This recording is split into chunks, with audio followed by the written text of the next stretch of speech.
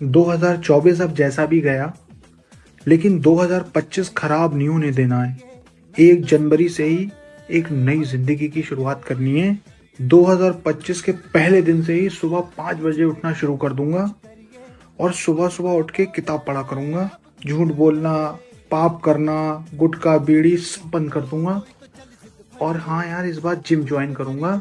सुबह में चने, फ्रूट, जूस ये सब लिया करूंगा। एक बढ़िया सारी बॉडी बनानी है।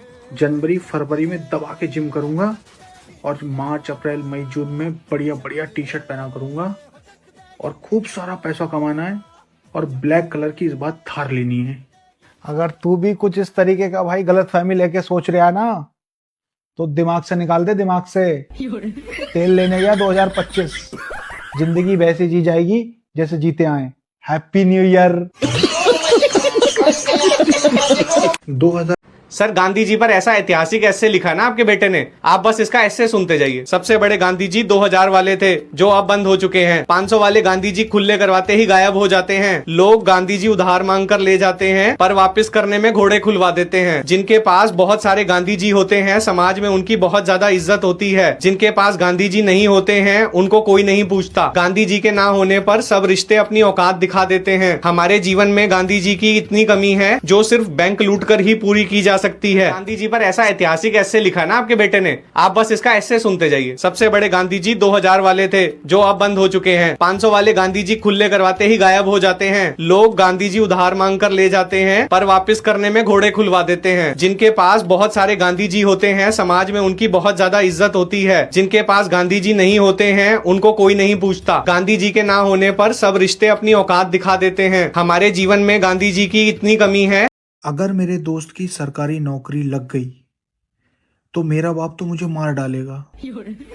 इसलिए कुछ भी हो जाए, इसकी सरकारी नौकरी लगने नहीं देनी है। अगर डाकिया इसका ज्वाइनिंग लेटर लेकर आएगा ना, तो डाकिये को बीच रास्ते में ही पकड़ लूंगा और डाकिये को मुर्गा खिला के, दारू पिला के ज्वाइनिंग लेटर ले लूंगा और ज्वाइनिंग लेटर फाड़ के फेंक दूंगा। लेकिन इसकी नौकरी लगने नहीं दूंगा। अपनी तरह जिंदगी भर इसको बेरोजगार रखना है। साला सरकारी बाबू बनेगा। आजकल शहर में जितनी सवारियां नहीं, उससे ज्यादा तो ऑटो और ई रिक्शा है। कोई सवारी दिख जाए तो ऐसे लपकते हैं कि मानो किडनैप कर रहे हो। आजकल शहर में देखो भाई साहब, नया साल आने वाला है, तो भाई मेरा जितने भी प्रिय भाई है जिन्होंने मेरे से पैसे उधार ले रखे हैं कि भैया कल वापस कर दूंगा या फिर थोड़े दिन में वापस कर दूंगा पैसा आते ही, तो मेरा उन सभी भाइयों से कहना कि देखो पैसा आज है कल नहीं है, पर अपने व्यवहार में कोई खटास ना आनी चाहिए। पैसा क्या है, हाथ का मेल है। और भैया मैं तो भगवान से भी यही दुआ कर रहा हूँ कि आने वाला 2025 में भी तू 100-200 रुपए के लिए मोहताज रहे ना। मैं बुराई ना कर रहा तेरी, ये मत समझिए कि मैं तुझे टोन मार रहा हूँ ना। मैं क्यों टोन मारूंगा भैया, पैसा क्या है, पैसा तो आता जाता रहता। वो क्या है कि भैया तू 100-200 रुपए का मोहताज रहेगा, मैं तभी तो तुम्हें याद आऊंगा जब तुम्हें पैसों की जरूरत होगी। बाकी तो तुम मेरा मैसेज करते ही ना हो। तो भैया ये केवल अपने प्यार को बनाए रखने के लिए दुआ है कि भैया तू पैसों का मोहताज ही रहे, हमेशा गरीब परिवार ही रहे। तू अमीर हो जाएगा तो हमको भूल जाएगा। और वैसे भी 2-5-10 हजार रुपए मेरा खा के तू कौन सा अमीर हो जाएगा है। पर अपनी दोस्ती में दरार ना आनी चाहिए। क्या है 2-5 हजार में तू खा के मर थोड़ी जाएगा, तो 2-5 हजार खा के अमीर थोड़ी बन जाएगा भाई। तू यहाँ पे रहता है, यहाँ पे कभी तेरे बारे में कुछ बुरा ना सोचा है, बस वो कभी कभी गुस्सा आ जाता है। भैया पैसा चीज ऐसी है यार, क्या करा, गाली गलौज हो जाती है। बाकी सुधरी की नए साल में भी अपना प्यार ऐसे ही बना रहा है। और भाई पैसे तो देना पड़ेंगे भाई, चाहे कितने भी हो। तू सोच रहे हो अभी ये पैसे छोड़ दूंगा ना, सुधरी के और कितना जलील करूँ तुझे।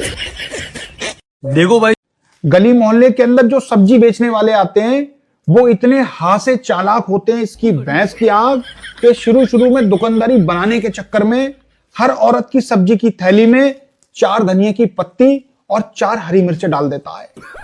और जैसे जैसे भाई साहब दुकानदारी बन जाती है, उसके बाद कॉम्प्लीमेंट्री धनिया और कॉम्प्लीमेंट्री हरी मिर्च सब बंद। ये 4 हरे धनिया की जड़ों को रबड़ में बांध के और गीले वाले थैले के नीचे रखता है। और जब भी कोई औरत मांगती है ना कि भैया कॉम्प्लीमेंट्री धनिया दे दो, तो कहता है मैडम बहुत महंगा आ रहा है, 10 रुपए की गड्डी है, 1 डाल देता हूं।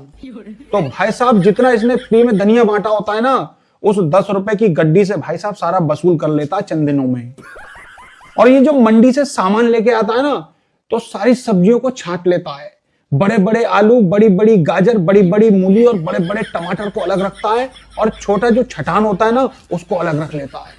तो छोटा छटान भाई साहब कहीं दूसरे गरीब जगह बेच आता है, और जो बड़े बड़े आलू टमाटर होते हैं ना भाई साहब, स्टिकर लगा के कॉलोनी में लेके जाता है। 10 रुपए किलो वाली चीज भाई साहब 25 रुपए किलो में चिपकाई आता है इसकी भैंस की आग। अगर ये मंडी से मटर लेके आता है तो रास्ते में अगर कोई डेयरी मिली तो उससे 2 किलो पनीर भी रख लेता है ठेले पे लेके, और पूरे मोहल्ले को भाई साहब उस दिन मटर पनीर खिला देता है। और आजकल ये भाई साहब अचार के डिब्बे भी बहुत रख रहा है। मैं खुद अपने आधे खानदान से बात नहीं करता, और तुम्हें लगता है कि तुम्हारे इग्नोर करने से मुझे कोई फर्क पड़ेगा। मैं खुद अपने आधे खानदान से बात नहीं करता, और तुम्हें लगता है कि तुम्हारे इग्नोर करने से मुझे कोई फर्क पड़ेगा। और मैं आपसे पूछना चाह रहा हूँ, सिर्फ हाँ या ना में जवाब देना, ठीक है? तो सवाल है, क्या आपके घर वालों को पता है कि आप पागल हो? हाँ या ना? हाँ या ना? लड़कियां पायलट होती तो ये होता। Hello control tower, this is flight 365। हमें एक प्रॉब्लम है। क्या प्रॉब्लम है बताएं? कुछ नहीं। प्लीज बताएं प्रॉब्लम। नहीं, रहने दीजिए। प्लीज बताएं। कुछ नहीं, आई एम फाइन। आप नहीं समझ सकते। अरे बोलिए क्या प्रॉब्लम है?